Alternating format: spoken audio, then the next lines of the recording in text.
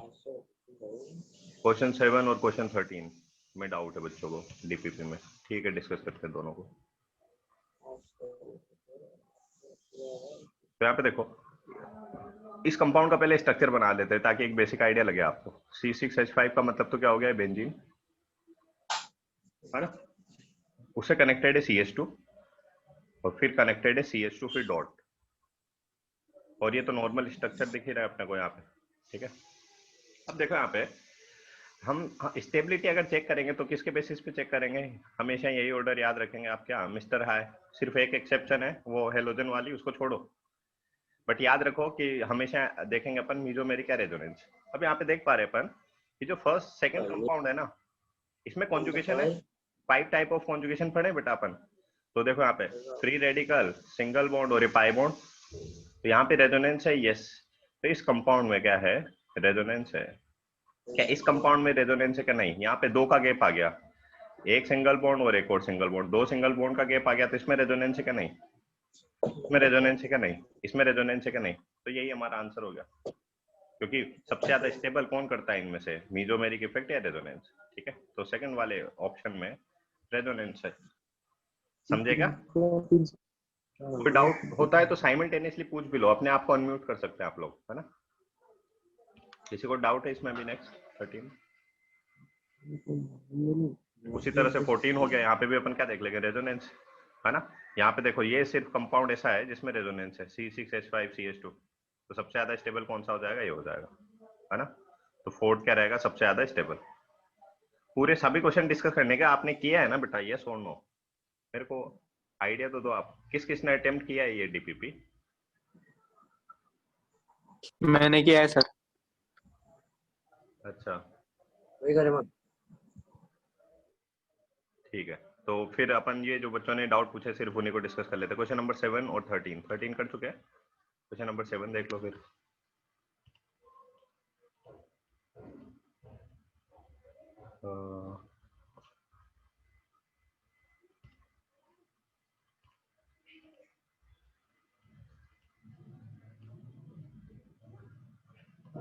अच्छा,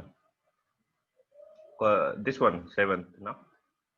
A group having AB type structure in which electronegativity BO is greater than of A is attached to a benzene ring.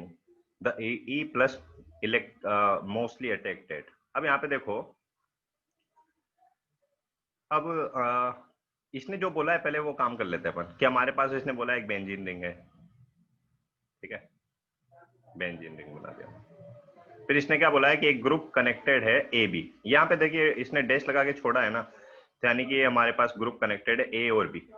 अब इसने क्या बोला है कि जो बी का इलेक्ट्रोनेगेटिविटी ज्यादा है ए से, तो हम ऐसा लिख सकते हैं कि यहाँ पे कि ए और बी में, जैसे कि ये स्ट्रक्चर लिखा हमने सी डबल बॉन्ड ओ, इस तरह का, है ना। तो यहाँ पे देखो ये तो हमारा ए हो गया इस केस में, और ये हमारा क्या हो गया बी।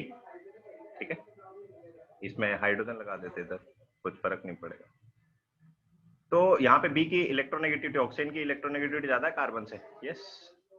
ठीक है, अब इसने क्या बोला है कि यहाँ पे जो E प्लस अटैक करना है अगर बेंजीन रिंग पे, तो कहाँ पे अटैक करेगा। तो यहाँ पे एक बात समझ में आ रही है, ये हमारे पास देखो जो C डबल बॉन्ड O, ये हमने कौन सा इफेक्ट शो करेगा, जो फर्स्ट कार्बन है या फर्स्ट जो एटम है, क्या उसके पास लोन पे रेखा नहीं, बट उसमें रेजोनेंस तो है, यस।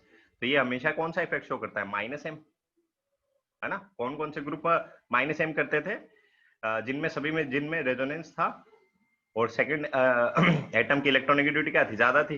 यही तो अपन लिखे भी है -M की कंडीशन। तो अगर -M शो करेगा तो यानी कि इस रिंग से इलेक्ट्रॉन जा रहे हैं किधर की साइड, ऊपर की साइड, इस ग्रुप की तरफ। तो इस रिंग पे कौन सा चार्ज आएगा, पॉजिटिव और नेगेटिव। तो हम बोलेंगे रिंग से इलेक्ट्रॉन जा रहे हैं, यानी कि रिंग पे कौन सा चार्ज आ जाएगा, पॉजिटिव चार्ज आएगा। अच्छा, अब मीजोमेरिक जो इफेक्ट है वो कौन कौन सी पोजीशन पे सिर्फ अपन कंसीडर करते हैं, सिर्फ ऑर्थो पे और पैरा पे। यानी कि यहां से रिंग से जब इलेक्ट्रॉन चले गए कहां पे, इस वाले ग्रुप की तरफ जिसने -M किया है, तो यहाँ पे पॉजिटिव चार्ज आएगा, यहाँ पे भी, ऑर्थो पे भी और पैरा पे भी। ठीक है, अब हमारे पास कोई स्पीसीज है E प्लस, जैसे कि हम मान ही लेते हैं ना, कुछ भी हमारे पास है, जैसे कि H प्लस है, है ना, E प्लस हमने मान लिया H प्लस है। अब उस H प्लस को मान ले इस बेंजीन रिंग से कनेक्ट होना है, तो कहां पे जाएगा, जहां पे इसके पास पॉजिटिव चार्ज है ना, तो ये बेटा वहां पे जाएगा जहां पे एक्सिस में इलेक्ट्रॉन हो। तो यहाँ पे तो देखो ना इस रिंग पे due to this group ortho और पैरा पोजीशन पे तो इलेक्ट्रॉन है ही नहीं, तो यहाँ पे एक पोजीशन इसमें बचेगी, कौन सी, मेटा। मेटा पोजीशन पे पॉजिटिव चार्ज नहीं है, तो ये जो E प्लस है इलेक्ट्रोफाइल इसको बोलते हैं। क्या बोलते हैं बेटा इसको, इलेक्ट्रोफाइल। Nu माइनस को क्या बोलते हैं, न्यूक्लियोफाइल। ये बात की बात है, मतलब ऐसा ही क्वेश्चन दे दिया मैंने, ठीक है, ताकि आप मतलब एक थिंकिंग आपका एक प्रोसेस डेवलप हो जाए अभी से, ठीक है। तो सिर्फ इतनी सी समझने वाली बात थी यहाँ पे कि यहाँ पे पॉजिटिव चार्ज कहाँ कहाँ पे आएगा बेटा, इसमें दो पोजीशन पे, ऑर्थो पे एज वेल एज पैरा पे। तो ये जो E प्लस है वो कहाँ पे जाएगा, हमारा मेटा पे। तो यही हमारा आंसर हो गया कि मोस्टली इसने बोला है ना, तो मोस्टली कहाँ पे जाएगा, इसकी मेटा पोजीशन, ठीक है। अच्छा क्वेश्चन था।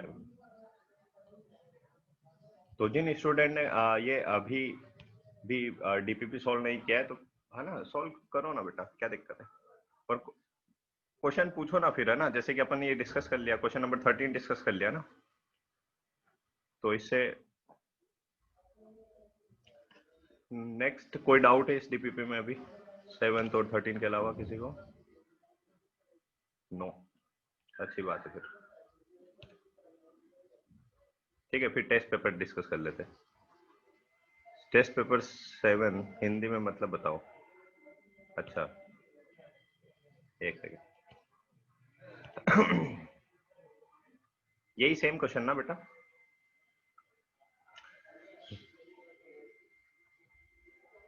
अब देखो यहाँ पे हिंदी में तो इसको ऐसे समझ लेंगे अपन कि भाई इसने क्या बोला है कि a group attached having, Hindi में इसको मैं समझा रहा हूँ। इसने क्या बोला है कि हमारे पास एक ग्रुप है, वो ग्रुप क्या है, ए बी, है ना, और वो कहाँ कनेक्टेड है, अटैच टू बेंजीन रिंग। तो बेंजीन रिंग हमने बनाया सबसे पहले, और उसने क्या बोला कि एक ग्रुप कनेक्टेड इससे ए बी। फिर उसने बोला है कि electronegativity of B is greater than of A. अब इलेक्ट्रोनेगेटिविटी बी अगर ए से ग्रेटर है ना, तो ये बॉन्ड हमेशा बेटा इधर ही शिफ्ट होगा। इसकी खास बात क्या है कि बी की इलेक्ट्रोनेगेटिविटी ज्यादा है ना, तो बॉन्ड इधर ही शिफ्ट होगा। अब अगर बॉन्ड इधर शिफ्ट हुआ तो इस पे बोलो क्या चार्ज आएगा, नेगेटिव। इस ए पे क्या चार्ज आएगा, पॉजिटिव। और जैसे पॉजिटिव चार्ज आएगा तो ये बेंजीन का जो ये वाला बॉन्ड है ना, वो इधर शिफ्ट होगा। तो यहाँ से इलेक्ट्रॉन गए ना, तो यहाँ पे क्या आ जाएगा, पॉजिटिव चार्ज। फिर ये कॉन्जुगेशन में तो इधर शिफ्ट, तो यहाँ पे positive charge and so on. तो हमने क्या देखा, ड्यू टू जो इलेक्ट्रोनेगेटिविटी था बी का, वो किससे ज्यादा था, ए से। तो इस पूरे ग्रुप ने इस रिंग से इलेक्ट्रॉन विड्रॉ कर लिए, मतलब अपनी ओर अट्रैक्ट कर लिए, है ना। और जब इलेक्ट्रॉन इस रिंग से उस ग्रुप के पास चले गए, यानी कि बेंजीन रिंग पे इलेक्ट्रॉन का क्या हो गया, कमी हो गया, डेफिशिएंसी हो गया। अब खास बात क्या है कि कभी भी हम जब -m या +m की बात करते हैं ना, तो रिंग पे सिर्फ दो ही पोजीशन ऐसी होती है, ऑर्थो और पैरा, जहां पे इलेक्ट्रॉन या तो कम होते हैं या ज्यादा होते हैं।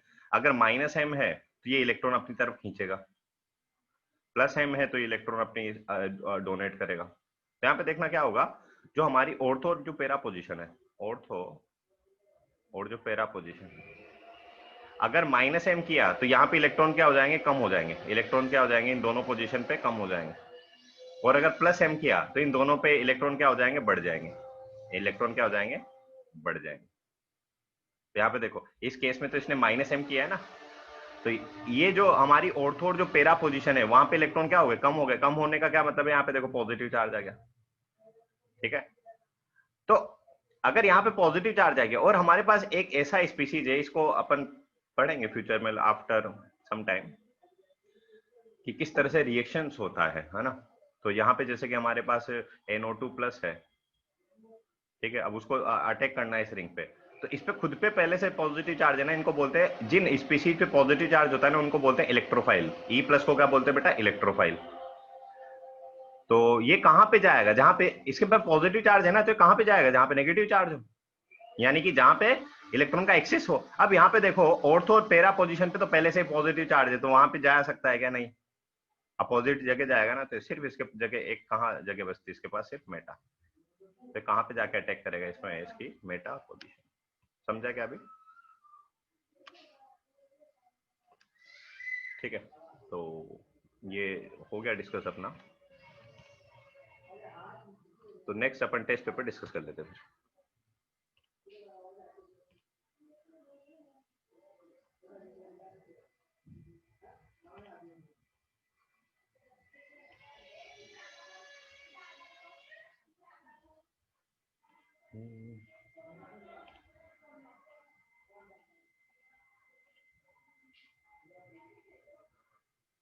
इसमें कौन कौन से डाउट है वो पूछ लो। मैं ना स्क्रॉल तो मैं कर ही रहा हूँ, जहां पे अभी अपना सेक्शन स्टार्ट होता है वहां पे रुक जाएंगे। तो 19, 20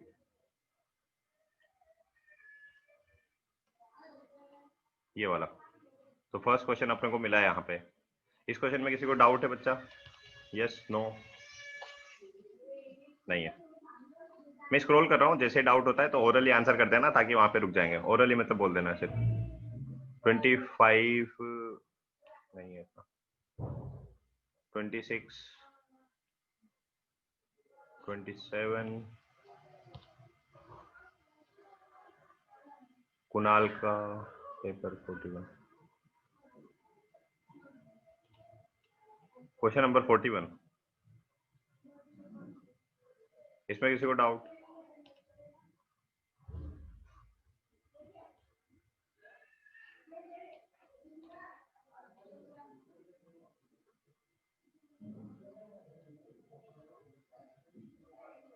ये कॉमन नेम हो गया ना, क्रोटोनोइक एसिड। आपसे बोला गया था कि ना वो कुछ कॉमन नेम भी अपने को याद रखने हैं, कि हमने रूल तो सारे स्टडी कर ही लिए, बट हमें है ना इसमें ये वाला पार्ट तो अपन डिस्कस कर लेते हैं एटलीस्ट, कि रेजोनेंस वाला और मीजोमेरिक इफेक्ट वाला। देखिए यहाँ पे बोला इसने कि मोस्ट स्टेबल कार्बोकेटाइन कौन सा है, ठीक है, क्योंकि यही अपन पार्ट करना भी है ना अपने को। तो देखो इन जितने भी ऑप्शन यहाँ पे गिवन है, जो बेंजीन रिंग और CH2 पे पॉजिटिव चार्ज सेम है, तो उस वाले पार्ट को अपन क्या कंपेयर करेंगे क्या? नहीं, है ना, पहले ये बोल चुके हैं ना अपन कि जो कॉमन पार्ट होता है ना उसको कभी कंपेयर नहीं करते। तो यहाँ पे देखो डिफरेंस सिर्फ किस किस का आ रहा है। यहाँ पे हम देख पा रहे हैं ये जो डिफरेंस है यहाँ पे है, एक बार तो OCH3 है ना, इस वाले ग्रुप में कनेक्टेड है। अभी स्क्रॉल नहीं होगा क्या? इसमें कनेक्टेड है NO2, इसमें कनेक्टेड है Cl, और इसमें कुछ भी कनेक्टेड नहीं है। ठीक है, तो इसको मैं डिस्कस कर रहा हूँ फिलहाल। एक में कनेक्टेड है OCH3, एक में कनेक्टेड है NO2, एक में कनेक्टेड है Cl, ठीक है, और यहाँ पे बाकी सारा जो पार्ट है वो सेम है ना। अब देखो इन ग्रुप का सिर्फ अपने को क्या लिखना है, इफेक्ट लिखना है, ठीक है, तो उससे इसे हम आंसर करेंगे। OCH3, अब यहाँ पे इसने गिवन तो नहीं है, बट हमें पता है ऑक्सीजन पे लोन पेयर है। अगर ऑक्सीजन पे लोन पेयर है तो ये अपना लोन पेयर डोनेट करेगा, यानी कि क्या करेगा, +M करेगा। अगर +M किया तो इसने इलेक्ट्रॉन लूज किया ना, तो यहाँ पे बोलो इसका पॉजिटिव चार्ज क्या हो जाएगा, खत्म हो जाएगा, हम बोलेंगे कम हो जाएगा। ठीक है, जो NO2 है, NO2 पे कोई लोन पेयर नहीं होता नाइट्रोजन पे, कि सर आपने तो बोला था ना लोन पेयर होता है हमेशा। ये देखो ना यहाँ पे NH2 पे लोन पेयर होता है इस तरह से। NO2 का स्ट्रक्चर कुछ होता है इस तरह का, और NO2 का तो अपन ने लिखा भी है कि NO2 का क्या होता है, -M होता है। ठीक है, अपना जो लोन पेयर है ना वो इसे ऑक्सीजन को इस तरह से डोनेट कर देता है, इस पे लोन पेयर नहीं होता। अब अगर लोन पेयर नहीं है तो ये कौन सा इफेक्ट शो करता है? यहाँ पे देखो अभी अभी एक केस अपन ने पढ़ा है, नाइट्रोजन और ऑक्सीजन में ज्यादा इलेक्ट्रोनेगेटिविटी किसकी, ऑक्सीजन की ना। तो जैसे ही ये इससे रिंग से कनेक्टेड है ना बेटा, NO2 ग्रुप, तो ये कौन सा इफेक्ट शो करेगा, -M। ये क्या इफेक्ट शो करेगा, -M यानी कि इलेक्ट्रॉन को खींचेगा अपनी तरफ। अगर इलेक्ट्रॉन को खींचेगा तो यहाँ पे जो पॉजिटिव चार्ज है वो क्या होगा, बढ़ेगा। क्लोरीन क्या करता है, क्लोरीन पे लोन पेयर तो है, बट इसका वो एक एक्सेप्शन जो अपन बात किए थे कि मिस्टर हाई सिर्फ सब जगह फॉलो करते हैं except these 3 entity, chlorine, bromine और आयोडीन, कि इनका क्या देखते हैं अपन, सिर्फ -I कंसीडर करते हैं अपन +M की जगह। तो Cl भी क्या करेगा, -I से इलेक्ट्रॉन को विड्रॉ करेगा, तो CH2 पे जो पॉजिटिव चार्ज है वो क्या होगा, बढ़ेगा। ठीक है, और एक हमारे पास ऐसी रिंग है जिसपे कोई भी ग्रुप कनेक्टेड नहीं है, उसपे सिर्फ सिंगल ऐसा ही है, CH2 पॉजिटिव। ठीक है, तो यहाँ पे देखो ना, सबसे इस पे चार्ज बढ़ रहा है, इस पे चार्ज बढ़ रहा है, इस पे तो कुछ हुआ नहीं, इस पे चार्ज क्या हो गया, इससे कम हो गया। तो सबसे ज्यादा स्टेबल कौन सा है जिसमें सबसे ज्यादा चार्ज कम हुआ है, तो सबसे ज्यादा स्टेबल हमारा यही आंसर हो गया। मैं इनको अरेंज भी कर देता हूँ ना। अब मेरे को आंसर करेगा क्या आप में से? इसको बोल देते थोड़ी देर के लिए बी, और इसको बोल देते सी, और इसको बोल देते डी। बी सी डी में, और इसको बोल देते ए। तो ए तो सबसे ज्यादा स्टेबल हो गया, ठीक है। अब बताइए आप, बी सी और डी में ज्यादा स्टेबल कौन सा रहेगा? आप ही को अरेंज करना है। मैं अभी देखा आपने कि किस तरह से सिर्फ मैंने इनके वो लिखे हैं कि मैंने यहाँ पे लिखा NO2 का -M है, Cl का लिखा मैंने -I, और यहाँ पे तो कुछ इफेक्ट ही नहीं है, कोई ग्रुप ही नहीं कनेक्टेड है ना एक कंपाउंड में। तो यहाँ पे अब हमें जो कंपेयर करने वाली बात है ना बेटा, सिर्फ इस पार्ट को मैं कंपेयर कर लूंगा और इसी से मेरा आंसर आएगा।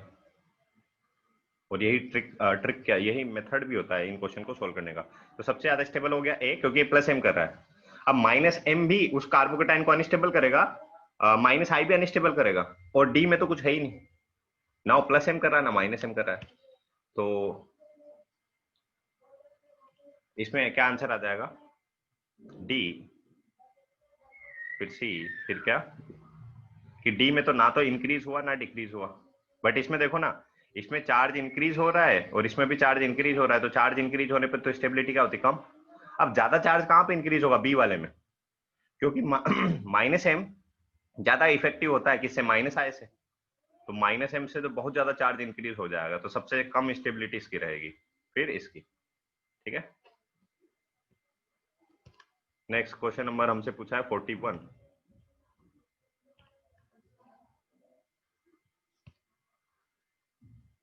ठीक है, ये भी आसान है। 40 भी सबसे ज्यादा रेजोनेंस किसमें होगा, उसके अकॉर्डिंग हम आंसर कर देंगे। 41 में पूछा है विच of the following pair ion is more stable. क्या पूछना चाह रहा है?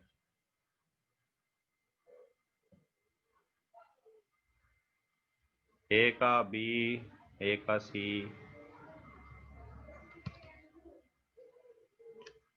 विच of the following pair of ion is more stable. अच्छा,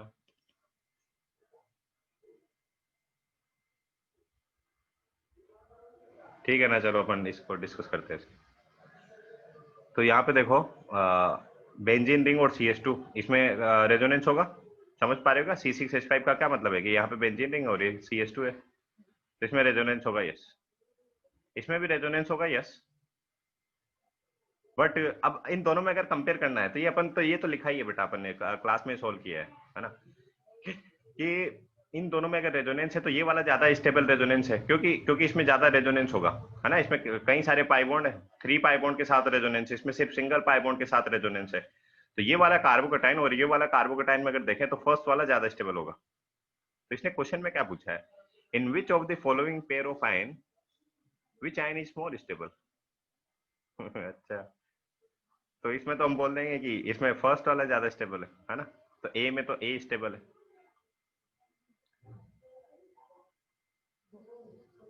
बी में देखो, इसमें भी रेजोनेंस नहीं है, इसमें भी रेजोनेंस नहीं है। बट यहाँ पे अब एक वो ऐसा कॉन्सेप्ट था, अब इन दोनों में ज्यादा स्टेबल कौन सा है? तो इसको अपन ने ये भी पढ़ा है, अपन ने जो एक अरेंज किया था अपन ने कई सारे कंपाउंड को। तो यहाँ पे देख बच्चा, इस पे डबल बॉन्ड कैरेक्टर आ रहे हैं, डबल बॉन्ड कैरेक्टर आ रहे हैं, तो इसका अपन ने ऐसे लिखा था कि जैसे जैसे डबल बॉन्ड कैरेक्टर उसमें आते हैं तो वहां पे उसकी इलेक्ट्रोनेगेटिविटी बढ़ती रहती है कार्बन की। कि हमारे पास अगर sp कार्बन है, sp2 कार्बन है और sp3 कार्बन है, तो यहाँ पे इलेक्ट्रोनेगेटिविटी सबसे ज्यादा होती है sp की, फिर sp2 की सबसे कम, और sp3 की सबसे कम। तो यहाँ पे देखो, इसमें डबल बॉन्ड कैरेक्टर आ रहे हैं तो इसकी इलेक्ट्रोनेगेटिविटी ज्यादा है इस वाले कार्बन की, भले है तो भले ही कार्बन, है ना। अब एक रूल था ऐसा कि अगर हमारे पास नेगेटिव चार्ज होता है तो वो तो कहां पे ज्यादा स्टेबल होता है? मोर En एटम पे।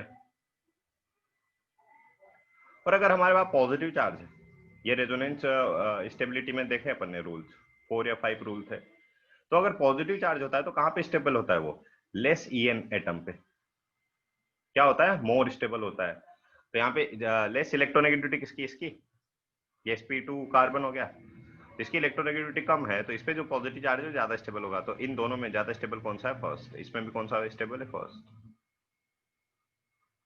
नेक्स्ट, यहाँ पे देखो, इसमें रेजोनेंस है क्या पॉजिटिव चार्ज के साथ? नहीं, दो का गैप आ गया, नहीं।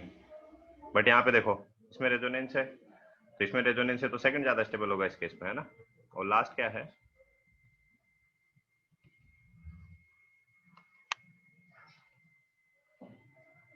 लास्ट है हमारे पास यहाँ पे नाइट्रोजन का जो लोन पेयर है वो तुरंत इसको डोनेट कर देगा, ठीक है।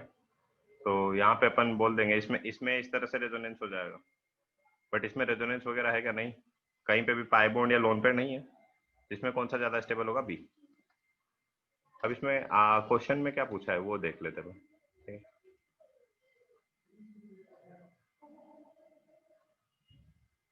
अच्छा, देखो ना यहाँ पे उसने थोड़ा मतलब ये अजीब सा ही हो गया है वो। तो यहाँ पे देखो ए में सबसे ज्यादा स्टेबल कौन सा था, ए में अपन ने देखा फर्स्ट, बी में भी कौन सा स्टेबल था, फर्स्ट, है ना। यहाँ पे देख, ए में कौन सा स्टेबल था, फर्स्ट वाला, बी में कौन सा स्टेबल था, फर्स्ट वाला, सी में कौन सा स्टेबल किया अपन ने, ये इसमें रेजोनेंस नहीं है तो बी वाला, इसमें इसका लोन पेयर आ गया तो ये बी वाला, समझा गया। तो थोड़ा सा कंफ्यूजिंग था ऑप्शन, बट आप कंपेयर करते तो फिर अपन समझ सकते थे, है ना।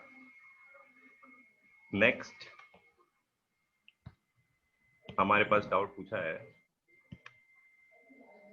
42 एंड 43, अभी समझा क्या है 41 वाला बेटा, 41 के बाद है 42, 42 में बोला है which one is incorrect.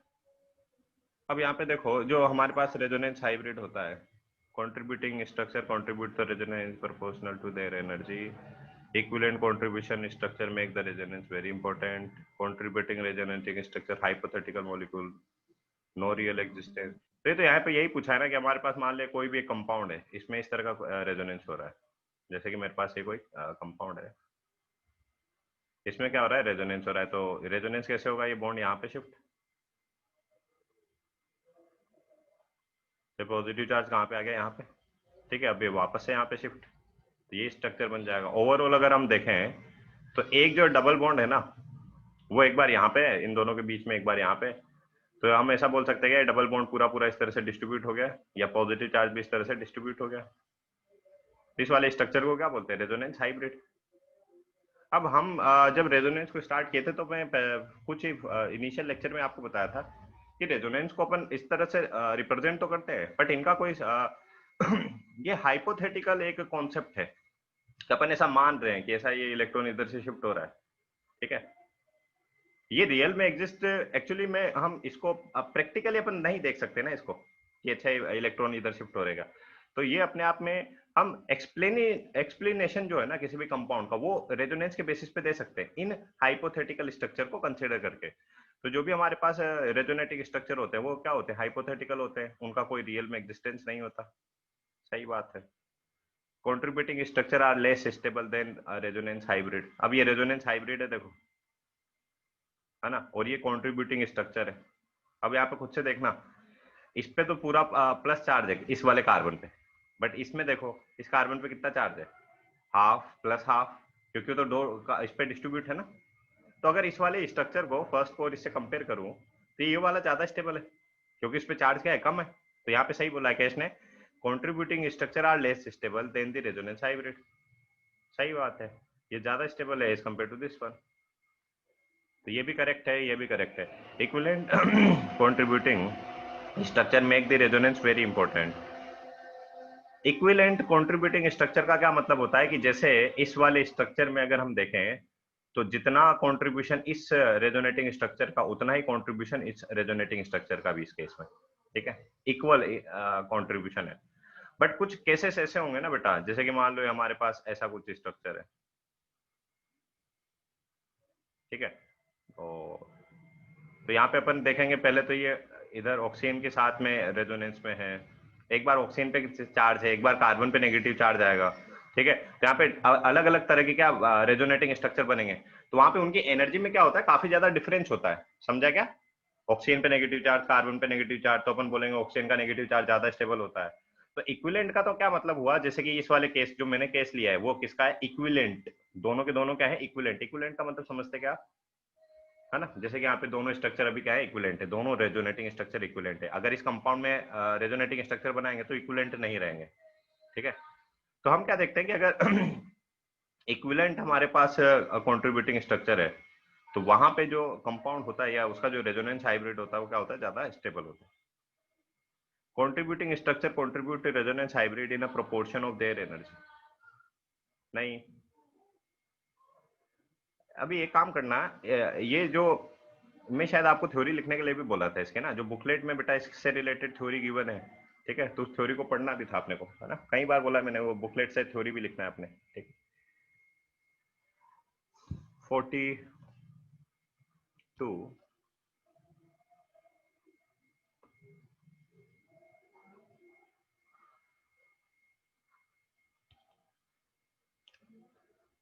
Point out the incorrect statement. इसने बोला है incorrect statement, resonating structure should not have equal energy. तो should not have equal energy, जैसे कि अभी वो हमने क्वेश्चन ये देखा स्ट्रक्चर, इसमें तो दोनों हमारी जो रेजोनेटिंग स्ट्रक्चर है वहां पे तो दोनों की एनर्जी क्या रहेगी, इक्वल रहेगी. ठीक है, इस वाले केस में. ठीक है, ऐसा बोल सकते हैं क्या कि वहां पे इक्वल एनर्जी नहीं होगी, नहीं, इसकी इक्वल एनर्जी, इसकी भी क्या है, इक्वल एनर्जी. ठीक है, तो ये स्टेटमेंट तो should not have equal energy, ये स्टेटमेंट करेक्ट है. तो यहाँ पे तो इसकी एनर्जी और इसकी एनर्जी तो इक्वल हो सकती है ना, और कुछ स्ट्रक्चर ऐसे होंगे जहाँ पे एनर्जी इक्वल नहीं हो सकती. तो resonating structure should not have equal energy, ये स्टेटमेंट तो करेक्ट है. इन रेजोनेंस स्ट्रक्चर, नहीं, यही इनकरेक्ट हो गया ना actually. The resonance structure the constitute atom should be in same position, ये तो स्ट्रक्चर करेक्ट है कि स्केलेटन अपन कभी भी चेंज उसका नहीं करते. In resonating structure, there should not be same number of unshared electron pair. Should not be same number of unshared electron pair. देखो, शेयर्ड इलेक्ट्रॉन पेयर होता है और अनशेयर्ड इलेक्ट्रॉन पेयर क्या होगा, जैसे कि लोन पेयर की बात कर लेते हैं. तो जिसने बोला है उसको लिख देता हूं मैं पहले. जैसे कि मान लो हमारे पास ये कोई कंपाउंड है CH2 double bond CH NH2. तो यहाँ पे भी मेरे पास एक लोन पेयर है फिलहाल, है ना. अब ये लोन पेयर इस तरह से रेजोनेंस में जाएगा तो इस पे क्या आ जाएगा, नेगेटिव चार्ज आ जाएगा, वहां पे पेयर बन जाएगा इलेक्ट्रॉन का. तो ये फर्स्ट स्ट्रक्चर इसका नॉर्मल इस तरह से, और सेकंड स्ट्रक्चर इसका कैसे बनेगा, इस तरह से. अब इसने जो बोला है उसको पढ़ लेते हैं. In resonating structure there should not be same number of unshared electron pair. अब अनशेयर्ड इलेक्ट्रॉन पेयर का मतलब क्या होता है बेटा, इस लोन पेयर को क्या बोलेंगे अपन, अनशेयर्ड इलेक्ट्रॉन पेयर बोलेंगे. तो इसमें हमारे पास अनपेयर्ड इलेक्ट्रॉन कितने हैं फिलहाल, इस वाले केस में 2 है ना. और इस वाले केस में अब इसने क्या बोला है, should not be same number of unpaired electron. तो यहाँ पे हमारे पास अनपेयर्ड इलेक्ट्रॉन कितने हैं, 2. यहाँ पे इस पे नेगेटिव चार्ज आ गया तो हम यहाँ पे भी अनपेयर्ड इलेक्ट्रॉन कितने, 2 है. तो ये तो इक्वल है ना अनपेयर्ड इलेक्ट्रॉन यहाँ पे दोनों केस में. Should not be same number of unpaired electron, नहीं, तो सेम नंबर है, यस. तो ये स्टेटमेंट भी इनकरेक्ट हो गया. In resonating structure should differ only in location of electron around the constituent atom. ये बात तो सही है कि सिर्फ हम किसकी पोजीशन चेंज करते हैं, सिर्फ इलेक्ट्रॉन की, है ना. एटम तो वहीं रहता है ना, तो ये स्टेटमेंट तो करेक्ट है. अब हमारे पास ये भी आंसर हो गया, ये भी आंसर हो गया. Resonating structure should not have equal energy, should not have equal energy.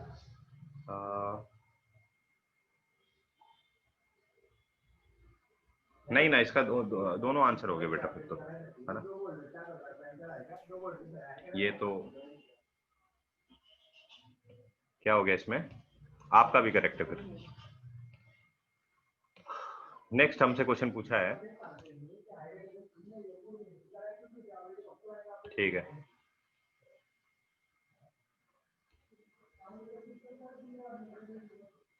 ठीक है ना, हो गया तो अभी जो आपने, जिस स्टूडेंट ने डीपीपी वगैरह सॉल्व नहीं किया है तो ट्राई करें बेटा वो डीपीपी को सॉल्व करने का. ठीक है, फिर भी कोई डाउट अगर रह जाता है टेस्ट पेपर में भी या डीपीपी में तो इंडिविजुअली आप पूछ सकते. तो कंटिन्यू कर रहे हैं वापस से अपन, क्या जो लास्ट क्लास में अपन स्टडी कर रहे थे, mesomeric effect and its application. कुछ 6 अपन ने लास्ट क्लास में कुछ क्वेश्चन किए थे, ठीक है, उन्हीं का थोड़ा सा एक्सटेंड करते हैं अभी अपन. ठीक है,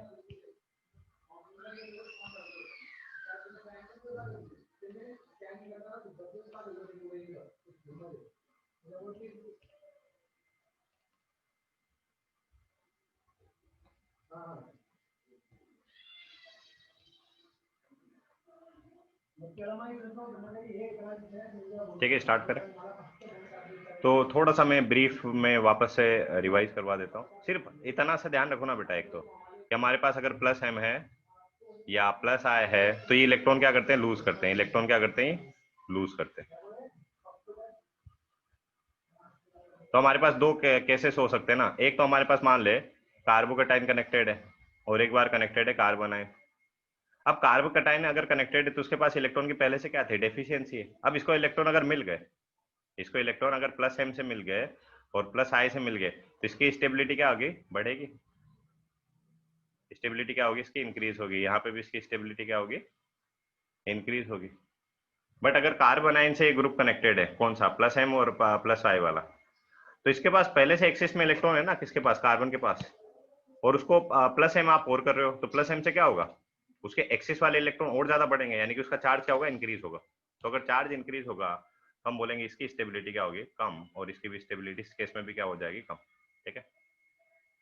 अगर हमारे पास इन दोनों में अगर कंपेयर करना है, इंडक्टिव इफेक्ट और मीजोमेरिक में, तो हम क्या बोलते हैं ज्यादा इफेक्टिव कौन सा होता है ये। तो हमारे पास लेट सपोज एक कार्बोकेटाइन से, डायरेक्ट ऐसे लिखते हैं ना, एक कार्बोकेटाइन से प्लस एम ग्रुप कनेक्टेड है और एक कार्बोकेटाइन से प्लस आई ग्रुप कनेक्टेड है। तो इन दोनों कार्बोकेटाइन में कौन सा ज्यादा स्टेबल होगा, ऊपर वाला। ठीक है। बट अगर हम अगर हमारे पास कार्बन आयन है, एक बार प्लस एम कनेक्टेड है और एक बार प्लस आई कनेक्टेड है। अब इसमें समझना, इसमें इसमें ये वाला ज्यादा स्टेबल होगा। समझा क्या, क्यों? क्योंकि कार्ब जो अनायन है हमारे पास, इसको दोनों ही अनस्टेबल करेंगे। प्लस एम वाला भी इसको अनस्टेबल करेगा, किसको, कार्बन आयन को, और प्लस आई वाला भी इसको अनस्टेबल करेगा। इसकी स्टेबिलिटी क्या करेगा, डिक्रीज करेगा। बट ज्यादा अनस्टेबल कौन करेगा इसको, प्लस एम। क्यों? क्योंकि प्लस एम से तो इसका चार्ज काफी ज्यादा बढ़ जाएगा, प्लस एम से इसका चार्ज काफी ज्यादा बढ़ जाएगा। यहाँ पे भी चार्ज बढ़ रहा है बट उतना इफेक्टिव नहीं होगा। तो काफी ज्यादा चार्ज बढ़ जाने से प्लस एम का जो ये कार्बन आयन है वो क्या होगा, कम स्टेबल होगा as compare to this one. ठीक है क्या? फिर अपन माइनस एम और माइनस आई की बात कर सकते हैं, है ना। अब ये जो भी ट्रेंड लिखा है वो जस्ट क्या हो जाएगा, रिवर्स हो जाएगा कार्बोकेटाइन और कार्ब अनायन के लिए। ठीक है क्या? इस वाले पार्ट में किसी को डाउट है क्या फिलहाल? क्योंकि अभी जो आज की क्लास भी है वो भी सिर्फ अपन यही काम करेंगे, डिफरेंट टाइप ऑफ क्वेश्चंस लेंगे, वहां पे more than one effect simultaneously workout कर रहे होंगे। तो इस वाले पोर्शन में किसी को डाउट है ना तो ये पूछ लो बेटा पहले, और आपको क्वेश्चन करने का ही सारे है ना। तो किसी को डाउट है? नहीं। तो अपन वेराइटी डिफरेंट चेंज करते हैं। तो लास्ट 6 या 7 क्वेश्चन अपन कर चुके थे। नेक्स्ट क्वेश्चन है हमारे पास, सेम चेक करना है हमें stability of carbocation. First question में एक्सप्लेन कर रहा हूं, सिमिलर वेराइटी ऑफ क्वेश्चन आप सॉल्व करेंगे।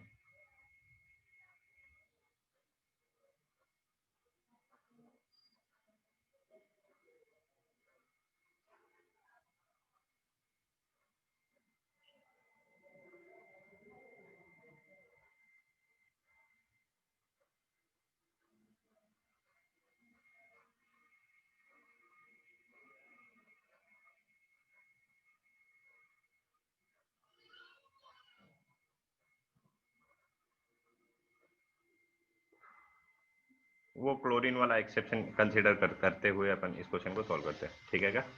ध्यान से समझना, सिर्फ एक क्वेश्चन समझ लो आप, है ना, ईमानदारी से, मतलब पूरा कॉन्सेंट्रेट करके, फिर सारे क्वेश्चन आप खुद से सॉल्व कर सकते हैं ना।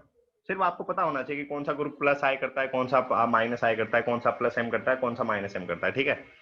तो जो स्टेप मैं फॉलो कर रहा हूँ सेम स्टेप को हर क्वेश्चन में आप फॉलो करेंगे। ठीक है। तो इस क्वेश्चन को कैसे सोल्व करेंगे, सबसे पहले हम क्या देखेंगे कि यहाँ पे ये रिंग और ये पॉजिटिव चार्ज सभी में सेम है, तो इनको तो मैं कंपेयर करूंगा ही नहीं कि इनमें रेजोनेंस हो रहा है नहीं हो रहा, कुछ भी मतलब नहीं मेरे को। यहाँ पे डिफरेंस किस किस में है, Cn, NH2, CH3 और Cl। अब इनकी खास बात क्या है, इनमें पोजीशन वेरी नहीं किया इसने, ऑर्थो पेरा, तो यहाँ पे डिस्टेंस वाला फैक्टर भी अपन ने हटा दिया। ठीक है। तो अब इन जो भी ग्रुप हमारे पास कनेक्टेड है, मेरे को सिर्फ क्या देखना है कि इनका कौन कौन सा यहाँ पे इफेक्ट हो रहा है। ठीक है। अब यहाँ पे देखो, Cl का हमें पता होना चाहिए कि इसमें कौन सा इफेक्ट होता है, माइनस एम। NH2 का हमें पता होना चाहिए इसका कौन सा इफेक्ट होता है, प्लस एम। CH3 का फिलहाल याद रखो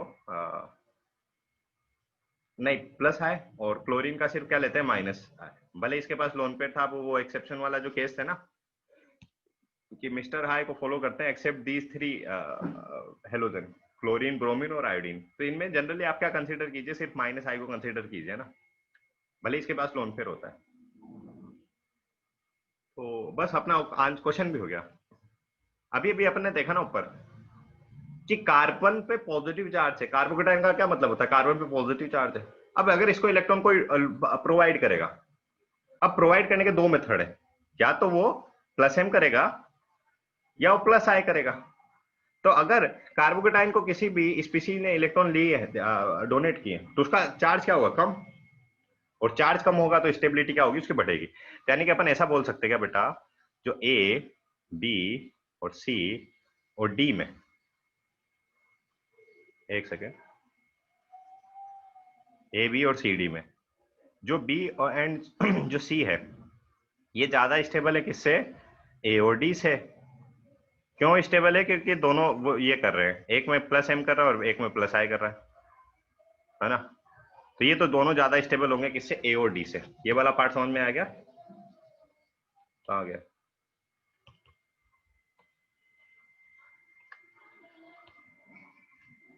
एक सेकेंड,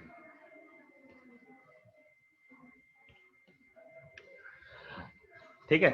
तो सबसे पहले हमने बी और सी को सेपरेट कर दिया, क्योंकि प्लस एम में भी इलेक्ट्रॉन लूज करता है ग्रुप, प्लस आई में भी ग्रुप इलेक्ट्रॉन लूज करता है। तो जो भी कार्बन पे पॉजिटिव चार्ज है वो क्या हो जाएगा, कम हो जाएगा, ठीक है। यानी कि बी और सी तो ज्यादा स्टेबल होंगे ए और डी से। अब बी और सी में कैसे कंपेयर कर लें और ए और डी में कैसे कंपेयर कर लें, तो यहाँ पे देखना, अब वही सेम रूल, मिस्टर हाई इसमें प्लस आई कर रहा है और इसमें प्लस एम कर रहा है, तो ज्यादा इफेक्टिव कौन सा होता है, प्लस एम। जो एम इफेक्ट है ज्यादा स्टेबल इफेक्टिव है। तो ज्यादा इफेक्टिव का क्या मतलब है कि जो चार्ज है ना काफी ज्यादा कम कर देगा। यहाँ पे भी चार्ज कम हो रहा है बट उतना ज्यादा इफेक्टिव कम नहीं होगा, ठीक है। तो चार्ज कम, यानी कि जो है बी सबसे ज्यादा स्टेबल होगा किससे, ए से। तो यहाँ पे मैं आंसर लिख रहा हूँ, बी ज्यादा स्टेबल होगा किससे, सी से। अब ए और डी में देखना, अब यहाँ पे जो भी हमने ट्रेंड देखा ना कि प्लस एम ज्यादा इफेक्टिव है तो बी को ज्यादा स्टेबल किया। बट अभी देखना माइनस एम और माइनस आई में अगर कंपेयर करना है तो यहाँ पे एकदम रिवर्स हो जाएगा, फ्लिप। कैसे, और क्या फ्लिप हो जाएगा, माइनस एम यानी कि इलेक्ट्रॉन अट्रैक्ट कर रहा है, माइनस आई यानी कि भी इलेक्ट्रॉन अट्रैक्ट कर रहा है। अब ये वाला रूल तो चेंज नहीं होगा ना कभी भी। तो ज्यादा इफेक्टिव कौन सा होता है, माइनस एम। एक सेकेंड, ज्यादा इफेक्टिव कौन सा होता है, क्या होगा इसको, माइनस, यानी कि माइनस एम से अगर उसने इलेक्ट्रॉन विड्रॉ किए हैं तो काफी ज्यादा इफेक्टिवली इलेक्ट्रॉन विड्रॉ करेगा। तो इलेक्ट्रॉन अगर विड्रॉ किए हैं तो इस जो कार्बन पे पॉजिटिव चार्ज है वो क्या होगा, इंक्रीज होगा। तो यहाँ पे भी चार्ज इंक्रीज होगा और यहाँ पे भी चार्ज इंक्रीज होगा। बट माइनस एम से जो चार्ज इंक्रीज होगा वो काफी ज्यादा रहेगा, क्योंकि ये वाले रूल के बेसिस पे यहाँ पे भी चार्ज इंक्रीज हो रहा है बट उतना ज्यादा इफेक्टिव नहीं है। तो डी में भी चार्ज इंक्रीज हो गया, ए में भी चार्ज इंक्रीज हो गया, बट ए में चार्ज काफी ज्यादा इंक्रीज हो गया और चार्ज बढ़ने पर स्टेबिलिटी क्या होती है, कम। यानी कि जो है ए सबसे कम स्टेबल रहेगा और डी उससे ज्यादा है, ठीक है क्या। तो हमारे पास अगर पोजीशन सेम है तो हम इस तरह से वहां पे कंसिडर करते हैं उसकी स्टेबिलिटी को। कोई भी डाउट है इस क्वेश्चन में आराम से पूछ सकते हैं, फिर नहीं तो नेक्स्ट क्वेश्चन आप कर रहे हैं। कोई डाउट है इसमें बच्चा? नहीं है, अच्छी बात है। तो नेक्स्ट क्वेश्चन फिर आप कर रहे हैं, सिमिलर टाइप ही दे रहा हूँ है ना, ऑलमोस्ट। सेकंड क्वेश्चन करना है आपको, क्वेश्चन है, कॉपी पेन साथ में रखा करो।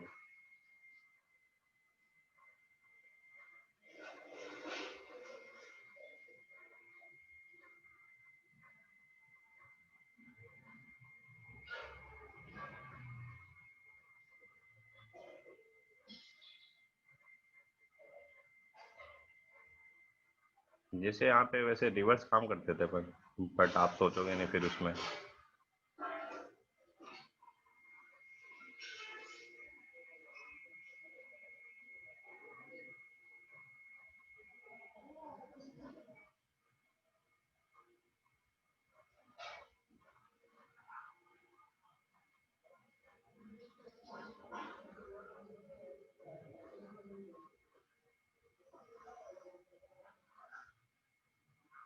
ठीक है ना, ए बी सी डी। अब इन ग्रुप का आपको पता होना चाहिए, ओएच का क्या इफेक्ट होता है, सी एच ओ अल्डिहाइड है ना, लिखा है अपन ने सी एच ओ का। आपको थोड़ा बहुत भी अगर स्ट्रक्चर पता है तो आप सॉल्व कर सकते हैं, नहीं पता मैं लिख देता हूँ। सी एच ओ को लिखते हैं इस तरह से, C double bond O H, ये होता है अल्डिहाइड, ये वाला पार्ट।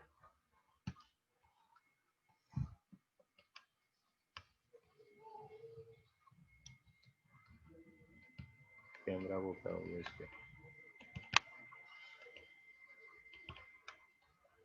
अच्छा आंसर भी आ गया हमारा, वेरी गुड।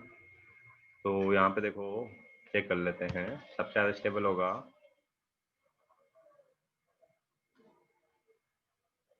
हाँ कुणाल, करेक्ट है भाई।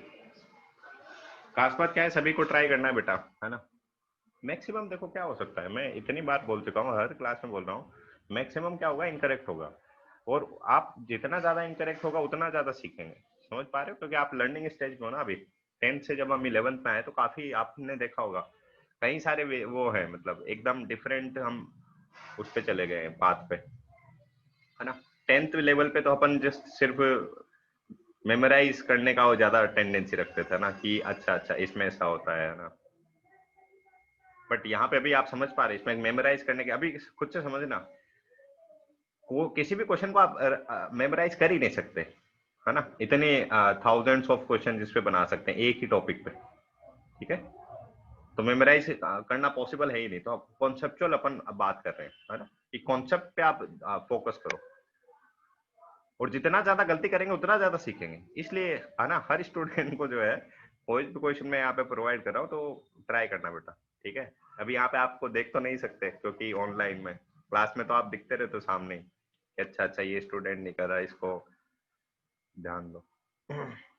ठीक है, तो खुद का एक रेस्पॉन्सिबिलिटी है, मतलब अपने से खुद पे एक वो क्या बोलते हैं उसको,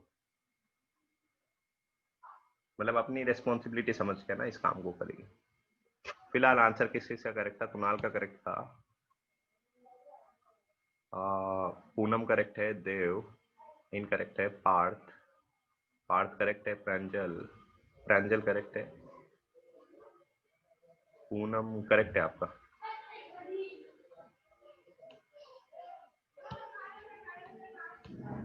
ठीक है क्या, बाकी स्टूडेंट?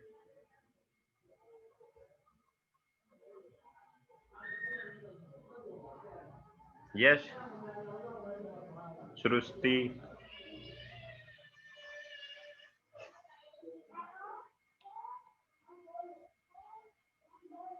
ठीक है, तो स्टार्ट करते हैं इसको। यहाँ पे देखो, सिर्फ मेरे को इन ग्रुप का इफेक्ट लिखना है। अब मेरे को पता है कि ऑक्सीजन पे ये है लोन पेयर होता है, तो ये क्या करेगा, प्लस एम करेगा। तो यहाँ पे एक ग्रुप का जो है इफेक्ट लिख रहा हूं मैं बस। CH3 का मुझे पता है हमेशा प्लस आई करता है, CHO का अभी अभी देखा अपन ने, कार्बन और ऑक्सीजन ये माइनस एम करता है ना, तो ये कौन सा इफेक्ट करता है, माइनस एम। और इसमें तो कुछ है ही नहीं, तो ना तो प्लस एम है ना माइनस एम है। अब यहाँ पे देखो ना कि जो प्लस एम या जो प्लस आए हैं, तो ये तो इलेक्ट्रॉन लूज कर रहे हैं ना बेटा, ये इलेक्ट्रॉन क्या कर रहा है, ये तो सिग्मा बॉन्ड से इलेक्ट्रॉन लूज कर रहा है ऐसे, और ये क्या करता है, इधर डायरेक्ट लोन पेयर इसने शिफ्ट कर दिया। तो इलेक्ट्रॉन अगर लूज किए तो घूम फिर किसके पास पहुंचेंगे, और यहाँ पे भी उसके पास पहुंचेंगे, इसका चार्ज क्या होगा, कम, और इसका भी चार्ज क्या होगा, कम। माइनस एम क्या करेगा, इससे इलेक्ट्रॉन विड्रॉ कर लेगा, इलेक्ट्रॉन क्या कर लेगा, विड्रॉ कर लेगा। अगर इलेक्ट्रॉन विड्रॉ, इस पे देखो पहले से पॉजिटिव चार्ज है, पॉजिटिव चार्ज का क्या मतलब होता है, इलेक्ट्रॉन की डेफिशिएंसी है। अब इससे इलेक्ट्रॉन और चले गए, वैसे इसके पास है नहीं, बट ओवरऑल पूरे सिस्टम से कहां पे जा रहे हैं, नीचे वाले ग्रुप के पास जा रहे हैं, क्योंकि माइनस एम शो कर रहा है ना। तो पूरे सिस्टम से इलेक्ट्रॉन इसके पास जा रहे हैं, यानी कि इसका जो पॉजिटिव चार्ज है वो थोड़ा सा क्या होगा, बढ़ेगा। अब इसमें ना तो इंक्रीज हुआ है ना डिक्रीज हुआ है ना, इसको अलग ही रखते हैं थोड़ी देर। बस आप क्या देखा करो करो बेटा, चार्ज को देखा करो, चार्ज को ऐसे लिख भी लिया करो, इसमें तो चार्ज इंक्रीज डिक्रीज हो रहा है। आप क्या लिखा करो, चार्ज का इस तरह से डायरेक्शन लिखा करो, इसमें इंक्रीज हो रहा है, इसमें और इसमें कुछ भी नहीं हो रहा। और चार्ज के बेसिस पे अपन आंसर लिख देंगे कि अगर चार्ज कम, अगर चार्ज क्या हो रहा है, डिक्रीज हो रहा है, तो स्टेबिलिटी बढ़ रही है, और चार्ज अगर बढ़ रहा है तो स्टेबिलिटी क्या हो रही है, कम, है ना। याद है आप सभी को कि जो है चार्ज और स्टेबिलिटी एक दूसरे के क्या होते हैं, इनवर्सली प्रोपोर्शनल होते हैं। तो अगर चार्ज बढ़ेगा तो स्टेबिलिटी क्या होगी, कम, एंड वाइस वर्सा। तो यहाँ पे तो चार्ज इंक्रीज हुआ, देखो इस वाले में, सी वाले में। सी इकलौता ऐसा केस है जहां पे चार्ज इंक्रीज हुआ है, और चार्ज अगर इंक्रीज हो रहा है तो स्टेबिलिटी क्या होगी, कम, यानी कि सी सबसे कम स्टेबल होगा। इसमें ना तो इंक्रीज हुआ है डी वाले में, ना इंक्रीज हुआ है ना डिक्रीज हुआ है ना। इन दोनों में तो डिक्रीज हो रहा है ना। तो अगर इन दोनों को मैं इस वाले डी वाले से कंपेयर करूं, तो इन दोनों में तो चार्ज कम हो रहा है ना बेटा, तो यानी कि ये दोनों तो ज्यादा स्टेबल होंगे किससे, डी से। तो सी के जस्ट बाद कौन सा ज्यादा स्टेबल रहेगा, डी। अब ए और बी में कैसे कंपेयर कर लेंगे, ए में भी चार्ज कम हो रहा है, बी में भी चार्ज कम हो रहा है, बट वही बात कौन सी मिस्टर है, मीजोमेरिक से जो चार्ज कम होगा वो काफी ज्यादा कम हो जाएगा। तो आप जो डायरेक्शन है ना उसका, ये एरो भी इतना बड़ा बना दिया करो, इसमें एरो थोड़ा छोटा बनाया, तो चार्ज ज्यादा कम हो गया तो ज्यादा स्टेबल है। तो ए ज्यादा स्टेबल होगा किससे, बी से। ए में भी चार्ज कम हो रहा है, बी में भी चार्ज कम हो रहा है, डी में ना इंक्रीज हुआ ना डिक्रीज हुआ, सी में चार्ज बढ़ गया। ठीक है, तो ये हमारा आंसर हो गया, ए बी डी सी। ठीक है, कोई भी डाउट इसमें भी? खुद से अनम्यूट करके आप पूछो ना क्वेश्चन, है ना, जो कुछ थोड़ा सा भी डाउट रहता है तो। नहीं, नेक्स्ट। अब अपन कर देते थोड़ा सा यहाँ पे पोजीशन चेंज, है ना। वही अपने को कई सारे डिफरेंट वेराइटी ऑफ क्वेश्चन करना है, सिर्फ तब तक करते रहेंगे जब तक आप सभी स्टूडेंट नहीं सॉल्व कर पाते इनको। नेक्स्ट थर्ड क्वेश्चन है,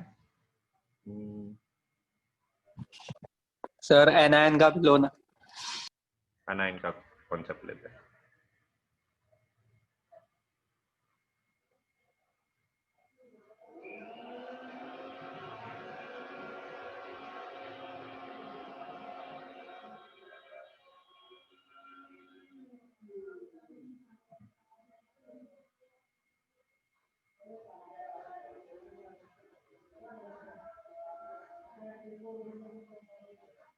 तो यहाँ पे कनेक्टेड है हमारे पास CH3, यहाँ पे कनेक्टेड है हमारे पास CN, और यहाँ पे कनेक्टेड है हमारे पास OH,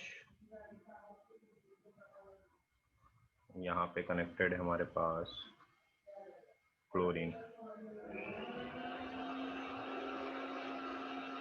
एक सेकेंड ना, OH। ठीक है, पूछा है सेम कि कौन सा ज्यादा स्टेबल होगा, तो मैं सॉल्व करूं इसको ना, क्या आप कर रहे हो? ठीक है, एक बार मैं एक्सप्लेन कर रहा हूँ, फिर रिमेनिंग सारे क्वेश्चन आप ही को ट्राई करने ना, फिर मैं इनको बस एक्सप्लेन करता रहूंगा। ठीक है। सर हम करते हैं ना, 1 मिनट रुक जाओ। सिर्फ ये क्वेश्चन में, चलो आप सॉल्व करो फिर। ठीक है बच्चा, आप लोग सॉल्व कीजिए, कोई दिक्कत नहीं। आप सोल्व करेंगे तो आपको ज्यादा समझ में आएगा, ये बात है, इसलिए ट्राई तो सभी स्टूडेंट को करना है ना, ऐसा। जितनी ज्यादा मिस्टेक आप इन क्वेश्चन में कर लेंगे यहाँ पे, उतना ज्यादा कॉन्सेप्ट आपका बिल्ड होगा ना, ये शॉर्ट शॉर्ट बात है ना। तो यहाँ पे इसका आंसर होगा, देखो ABCD ऑब्वियसली, यह है A, यह B, यह C, यह D। तो सबसे ज्यादा स्टेबल होगा यहाँ पे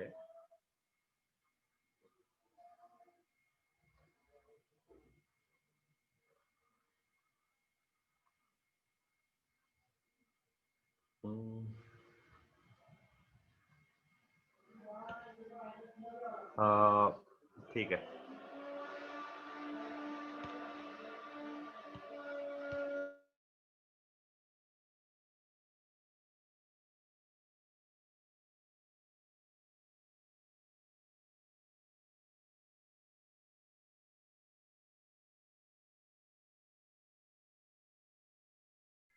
आंसर बोल रहा हूँ अभी, इस किस किस का आंसर करेक्ट है इसमें, वैसे ऑलमोस्ट शायद सभी का आंसर ही इनकरेक्ट है। हाँ, चेक करते हैं अभी। हरीश इनकरेक्ट है, देव इनकरेक्ट है। किसका करेक्ट है ये मैं बोल देता हूँ ना इस बार।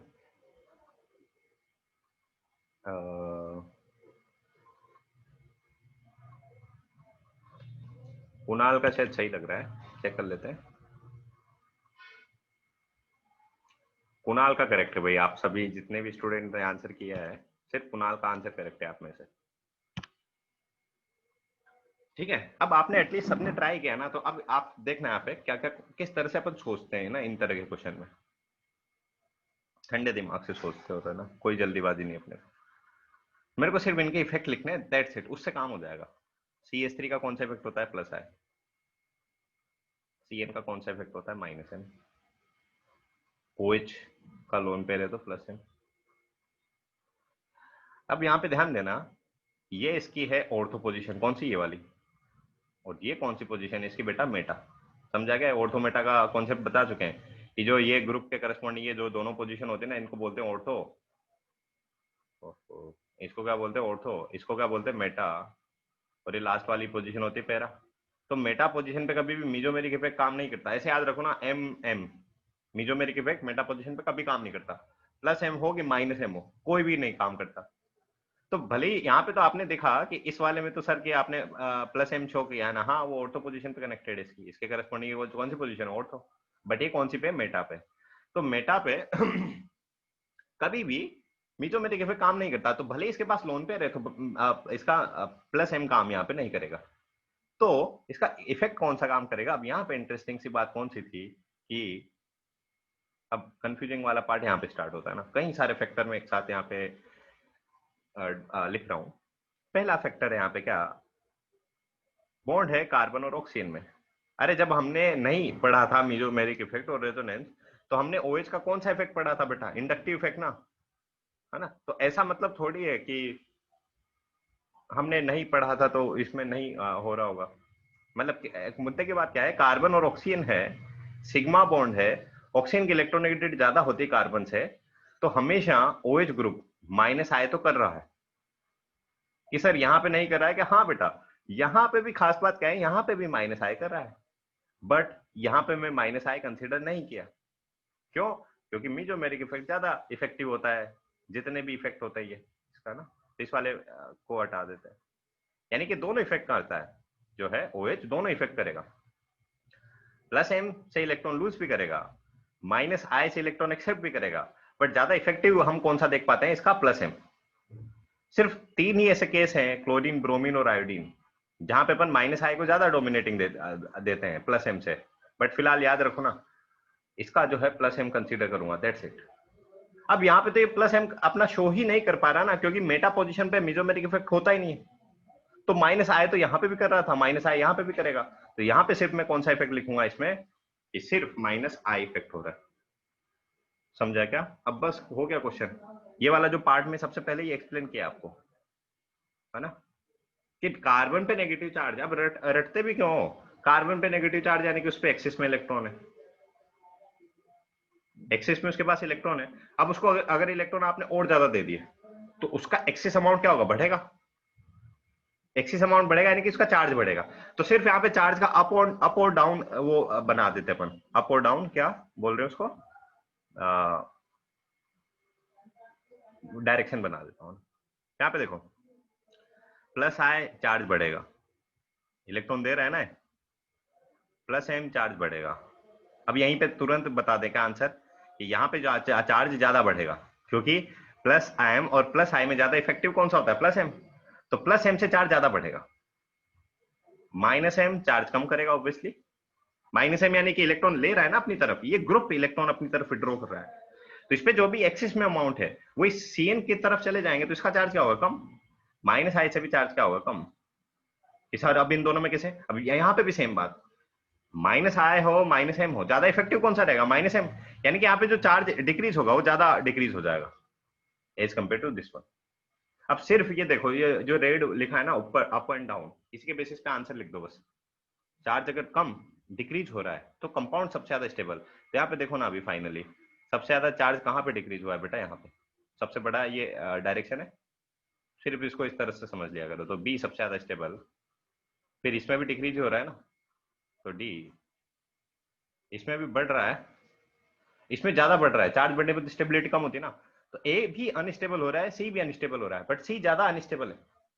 तो ए और फिर कौन सा? सी। कोई भी डाउट है आराम से अपने को अनम्यूट करके पूछ सकते हैं, ओरली आंसर क्वेश्चन डाउट। ठीक है क्या? चलो नेक्स्ट क्वेश्चन भी फिर आप ही को ट्राई करना है, किसी को डाउट नहीं है तो।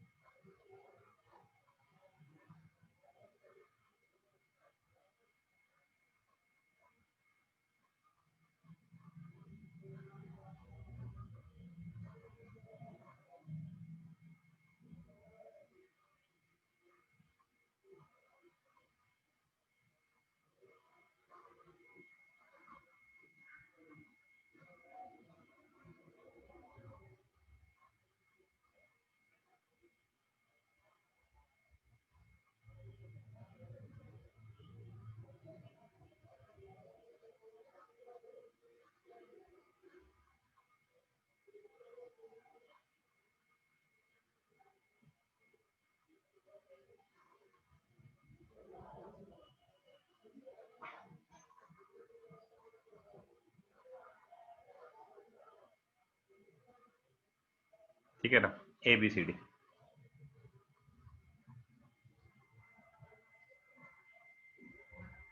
सॉल्व कीजिए आप आराम से।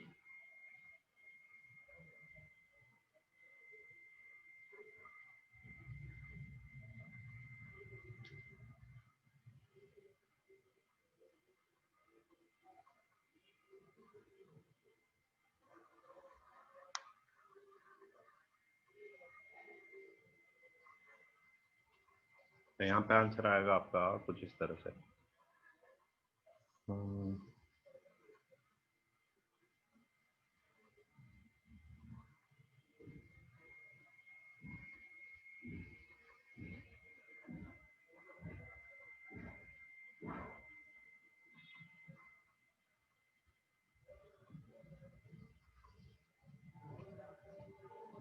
ठीक है बच्चे, एक जगह यहाँ पे गलती करेंगे, चेक करते हैं किसने नहीं किया है वो। इसका आंसर क्या आएगा देखो।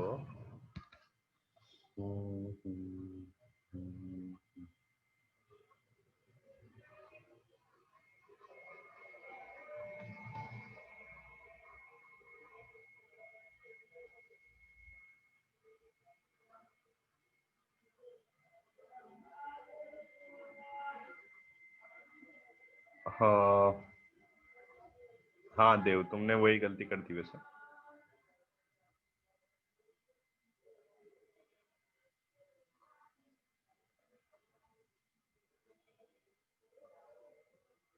मैक्सिमम सभी स्टूडेंट ने सेम मिस्टेक किया है भाई। जो मिस्टर हाई वाला वो कॉन्सेप्ट है ना, उसको सब जगह पहले उसी को फॉलो करते हैं, इंडक्टिव इफेक्ट से पहले।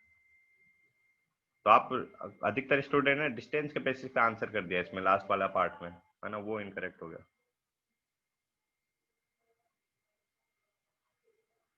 अच्छा बेटा, ये तो तुम पहले पूछते ना पार्थ, तो शुरू वाली क्लासेस में अपन ने काम किया है, ये तो प्लस एम। यार इतना भी दिमाग क्यों लगा रहे हो? अभी बुकलेट ओपन करना जो भी मैं शेयर किया हूँ, उसमें लिखा हुआ है प्लस आई के कुछ ग्रुप लिखे हुए हैं, 10 to 20। माइनस एम के कुछ ग्रुप हैं 10 से 15, प्लस एम के कुछ ग्रुप हैं। तो वहां पे सीधा सा देख लो ना, है ना, उसको पेपर पे लिख 2-3 बार, अपने आप से याद हो जाएंगे कि कौन कौन से प्लस एम करते हैं, कौन कौन से माइनस एम करते हैं। एक्चुअली हमने वहां पे काफी डिटेल में डिस्कशन किया है, कौन सा प्लस एम ज्यादा करता है, कौन सा प्लस एम कम करता है, तो किसका आंसर करेक्ट है अभी तक तो चेक कर लेते सी। हाँ,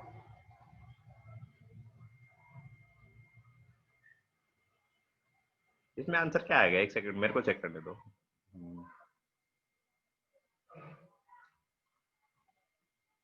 नहीं, ये बच्चे फिर करेक्ट थे ना। क्या आंसर आएगा इसमें,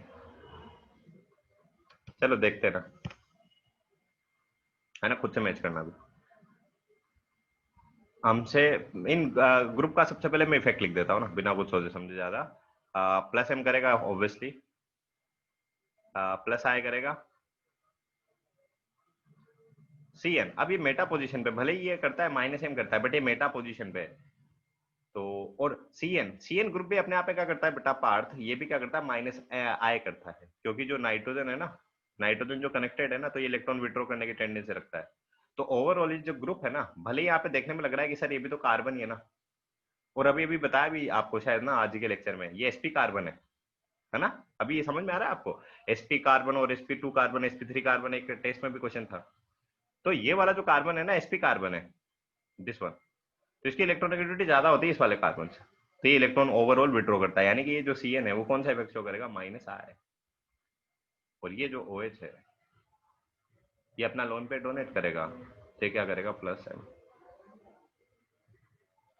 तो देखो जो भी प्लस वाले हैं ना, वो तो इसका चार्ज क्या करेंगे, बढ़ाएंगे। तो पहले ये वाला बात लिख देते हैं, यहाँ पे भी चार्ज क्या होगा, इंक्रीज, चार्ज क्या होगा, इंक्रीज, चार्ज क्या होगा, इंक्रीज।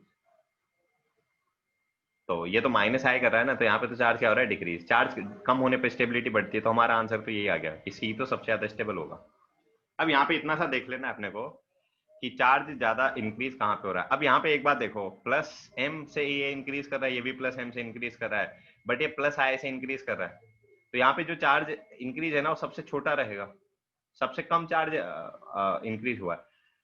अब ये इसका प्लस एम और इसके अगर प्लस एम में देखें तो नाइट्रोजन की इलेक्ट्रोनेगेटिविटी क्या होती है, कम ऑक्सीजन से। तो जो NH2 का प्लस एम है वो ज्यादा इफेक्टिव है किससे, OH के प्लस एम से।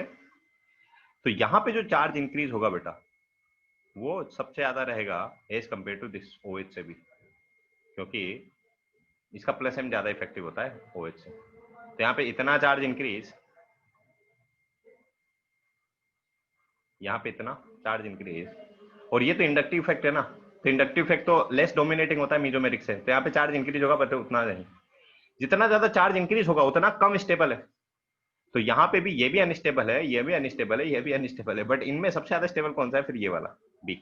हमारा आंसर आ गया सी के बाद बी, फिर डी, फिर किन किन का करेक्ट था अभी चेक कर लेता हूँ, है ना, सी बी डी है। बाकी अपन कंटिन्यू करेंगे बेटा नेक्स्ट क्लास में। कुणाल का करेक्ट था, प्रांजल करेक्ट थे, ठीक है ना।